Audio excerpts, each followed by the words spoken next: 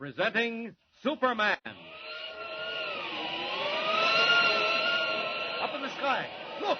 It's a bird. It's a plane. It's Superman! And now, Superman, eighth wonder of the modern world. Visitor from a distant planet whose strength knows no limits, whose endurance is beyond anything humanity has ever known. We have seen how the child of Jor-El and Lara was placed in the rocket ship and sent on his way to Earth. During the long journey of the rocket ship to the Earth, the child has become a man. The rocket landed in a desert. Superman stepped forth full grown to explore this strange new world in which he found himself. Today, as our story continues, we find him hovering with his curious power above a quiet highway in Indiana. A trolley car is just pulling up the hill, and as Superman wheels and turns in curious flight, unseen below, a man and a boy come out of the shed that serves as waiting room.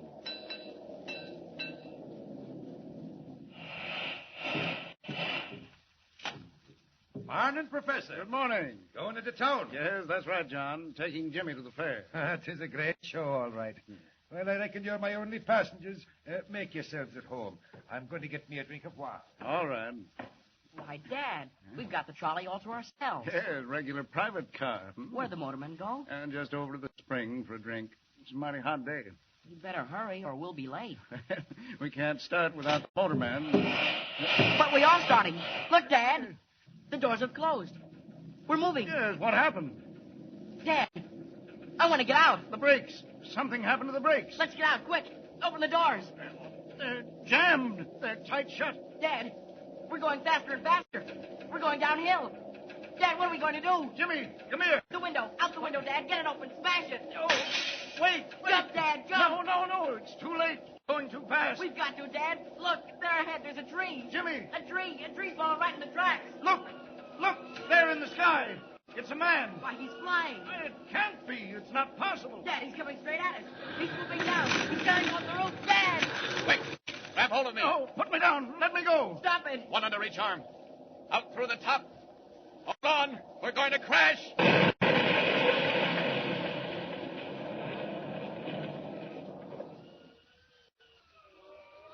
Well, we just got out of that in time. Trolley car's a wreck. Smashed into 1,000,000 pieces. Where are you going? What are you doing to us? What's happening? Put us down. Don't be frightened. You're all right. I had to get you out of there in a hurry. Pulling off that roof was the only way. Now we're going down again. Down. There you are. Safe and sound in the field. Well, I don't know what to say. Quite all right, Professor. Getting you and the boy out of that car was nothing. I can't believe it. Who are you, anyway? Where do you come from? I have no name. I come from a world that no longer exists. Here in this world of yours, men would call me a Superman. It's a dream. A wild, impossible dream. But, Dad, it happened. We saw it. He flew down, took us under his arms. And out of the car, that's all. Nothing so strange about that. And you saved our lives, Jimmy's and mine. I don't understand even now, but I'm grateful. Are you, Professor? Well, do you doubt it? Would you do something to prove it? Would we? Anything at all. Then make me a promise. Promise that you'll say nothing at all about what's happened. What? Don't you want people to know? Not just yet. I want no one to know, except those I help. Will you promise? Well, if you wish. I do, believe me. Then you have our word. Is that all? No. You've given me your promise. Now I want your advice. You want advice from us? You know this world. I'm a stranger. You know the people in it. And I have still to find them out. You want to meet men, is that it? Not meet them, Professor. Observe them. Study them. See them at their best and their worst. Know which to help and when help is needed. If you can tell me that... Dad, can we help him? Well, I think so, Jimmy, if that's what he wants. It would mean a great deal to me. Well, my friend, if we can call you that. I hope we can. My first friends on this earth. To mingle with people, to see men at the highest and the lowest, if that's what you want. Well, now let me think. Now, how about a newspaper, a great metropolitan daily? A newspaper? Well, yes, join their staff. Be a reporter. Oh, but you can't do it in those clothes. Not that blue costume with the cloak and shield on your breast. Gee, you couldn't. Jimmy, these are the cloak and the shield of Superman. If I become as other men, I shall dress as other men. Well, you'll have to assume some kind of a name. What do they call you? I have no name. Well, how about Clark Kent. That sounds all right. Yes, why not? It's usual enough. Won't attract attention. Clark Kent. Clark Kent. Yes. And about joining a newspaper. That should give me an opportunity to learn the troubles of men, to know whom to help, and when help is needed. I'll do it. Many thanks to both of you for your advice. Well, no thanks are necessary. If there were only something more. Just this. Remember your promise. Never to reveal my identity. And now, goodbye. I've stayed too long, and I'm off. Goodbye. Goodbye. Goodbye.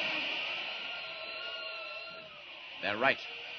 Superman must become a reporter.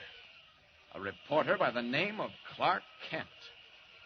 Clark Kent. I'll do it.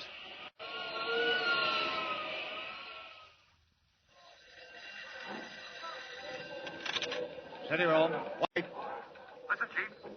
You better get somebody in that railroad story right away. Anything break? Looks bad. I don't know where your dope came from, but it sure was right. Where are you now? At the yards out of town. If I were you, I'd have somebody watch the man they call the Wolf. The Wolf? That's what I do, Chief. Watch him. Trail him. Follow him every minute. He's at the bottom of this as sure as you're born. Oh, hey, I gotta beat it. Someone's coming. So, Excuse me, Mr. White. That young man's still waiting. What young man? Oh, the one who wants a job? Well, let him wait. Who have we got that's free? McCann's on the coast. Grayson's down in Virginia. Most of the day men are full up. I knew it. Confound it's always the way. Something breaks and nobody to handle it. What is it, Mr. White? Railroads. Sabotage. I didn't believe it, but there may be something in it after all. If there is... Yes, sir? If there is, Miss Smith, it'll be the biggest story since Lindbergh.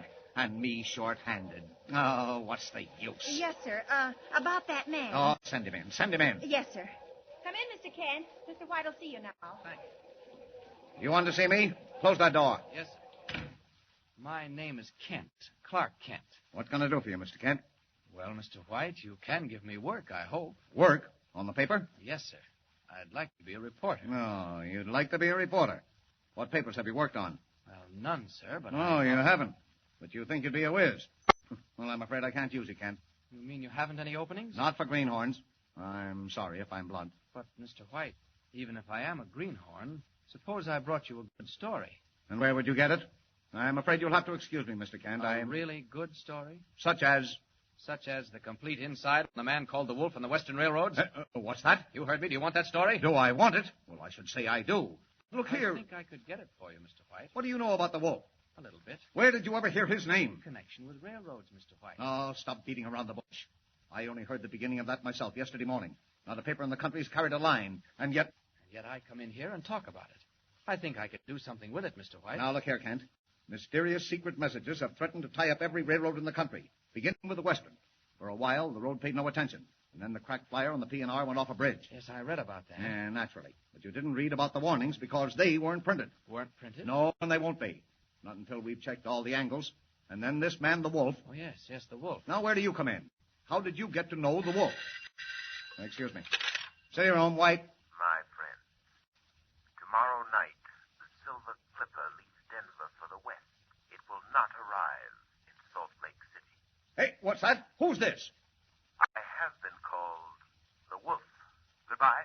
Hey, come back here. Come back here. Wait. Yes, Mr. White? Where did that call come from? I'm sorry, sir. The party's been disconnected. Nuts. Beg your pardon, sir, but if that call did come from the Wolf, I should be inclined to believe it. Huh?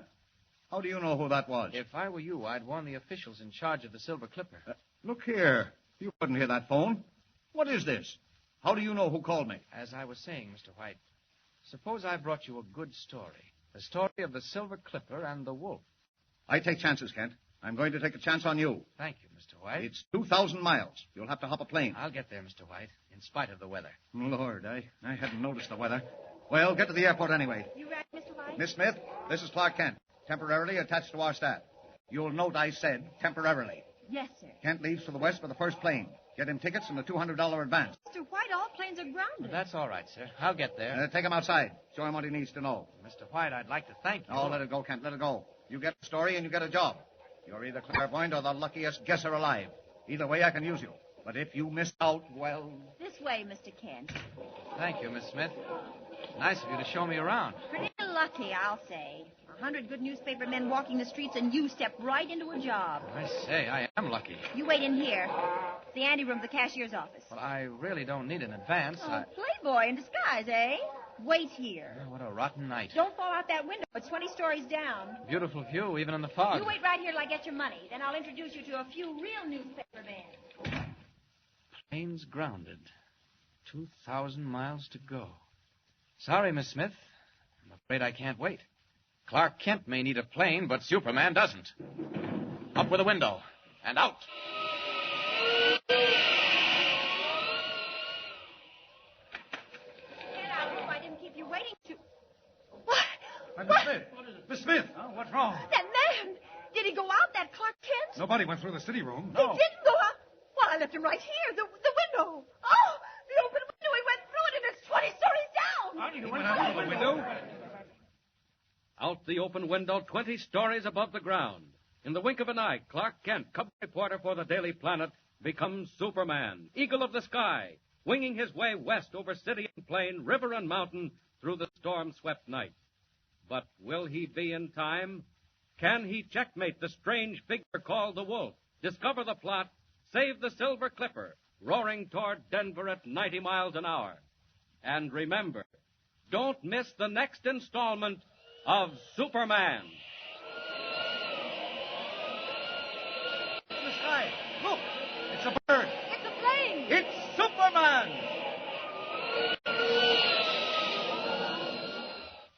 Superman is a copyrighted feature appearing in Action Comics magazine.